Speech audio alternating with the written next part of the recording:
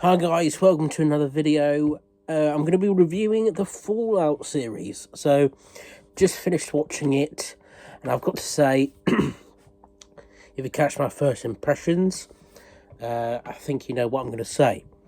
This show is amazing. I'm so happy they got Todd Howard, who is the game director for all the Fallout games. I'm so happy that they got him involved, because I don't think this would have worked, because so many game adaptations in the past, one of their major issues right from the outset is they don't have the creative partnership with the creators of the source material when doing a live action adaptation. For example, Resident Evil, Halo, and a few other, like Need for Speed, Mortal Kombat. I mean, I don't mind Need for Speed, actually. That's pretty underrated. But, like with Last of Us, they had the creative team who made the game a part of the production.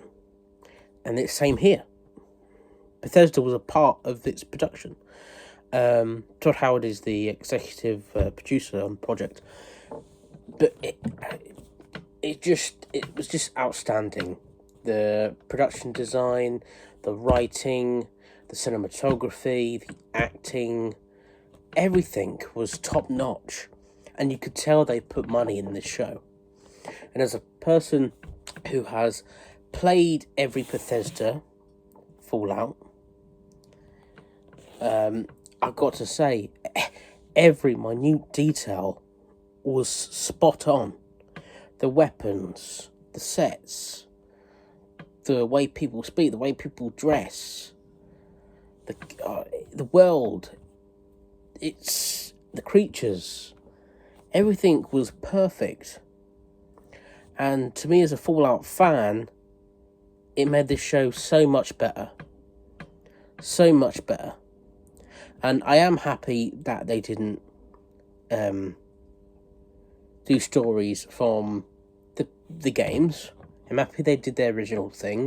Right, I'm going to go into spoiler territory here. Like, for example, in Fallout 3, you as a player leave the vault to go find your father. In the series, Lucy leaves the vault to try and find her father. And at the end, we find out that some Vault 31 are just Vault Tech executives that are cryogenically frozen. That was took from Fallout 4. And I'll get into the very last shot later. But yeah. So yeah, Ellie Purnell, is that her name? I think she did an amazing job. She portrayed Innocence as a Vault Dweller quite well. I've seen her in a few things, Yellow Jackets. I think she was in Kick-Ass 2 as well. Yeah, amazing performance. The actor who played Maximus did a great job. Walton Goggins stole the show in every scene he was in. The flashback scenes and him as the ghoul. It was just... And Kyle MacLachlan. Is it MacLachlan? From Twin Peaks. I've always been a big fan of his. He's an underrated actor. Doesn't get a lot of recognition for some reason, even though he was in Twin Peaks. But anyway, yeah, across the board, everything was good. So good. And you could see as well some Westworld... I don't know, you could tell it was made by the creators of Westworld. I don't know why, but you could. Yeah, and I'm so happy that it had a good start, middle, and end. All plots were fine, great. There was a few things that slowed down for me. The Vault 4 sort of stuff. That slowed it down for me. That was my only issue with it. Because, I mean, she wanted to find her father, yet there was no urgency to leave that vault. So that was a bit weird. But but but yeah, the atmosphere, the quirkiness of Fallout was present throughout the show. I just loved it. I really, really did. And if you're not a fan of the games and you're into westerns with a sci-fi element with some dark comedy, you might like this. But if you're a Fallout fan, you will definitely love it. Definitely love it. Like, even the sentries that they saw were identical to the game. Certain bits in the vault, just down to the minute detail, was amazingly close to the game. And the practical effects, oh my god, the power armor is practical. I just can't get over that. It's just amazing. I mean, there was one bit with terrible special effects. That was the bit where that Brother Red of Steel initiate, he showed off his injured foot, and you see that the big toe just hanging like that, like that. But yeah, I didn't think it was slow. It's paced quite well, other than that Vault 4 stuff. I love the weirdness, love the quirkiness. Things that I wish they added and saw. Didn't see a Deathclaw. Well, an alive one anyway. Didn't see a Deathclaw. Didn't see a super mutant. Only one under a cover. But again, I don't know how you do a live action super mutant.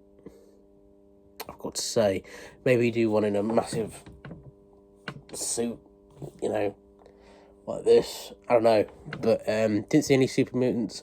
Didn't see any Deathclaws. Didn't see. What else we didn't see? We didn't see much robots. I know we saw Chop. Is that what his name was? The Cosworth model, Mr. Handy model robots.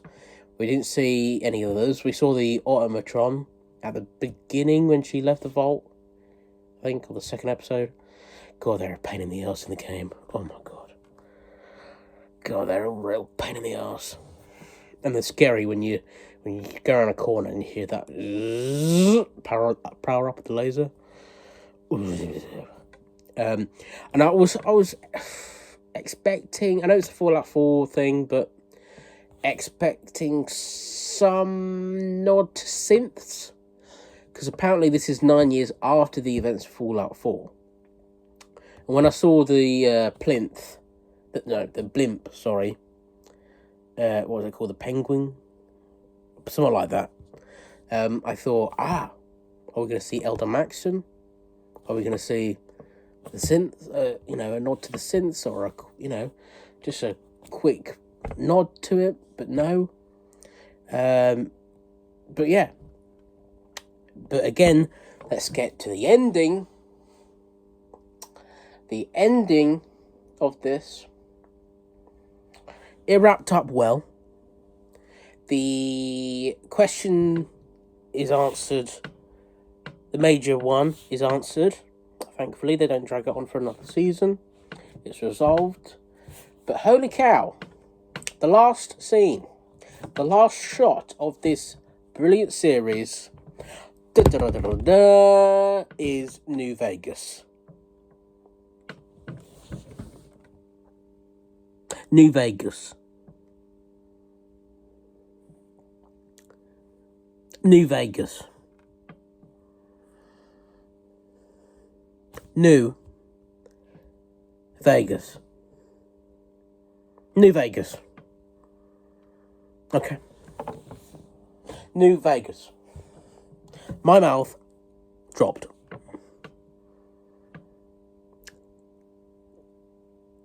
Credits rolling. Me like.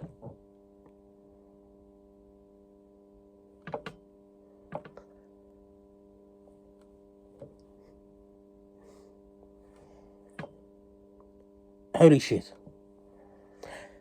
We're going to see a live action Fallout New Vegas.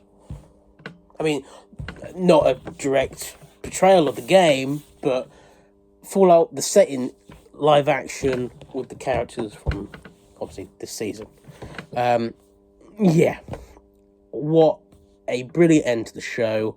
The relationship between Lucy and Maximus. I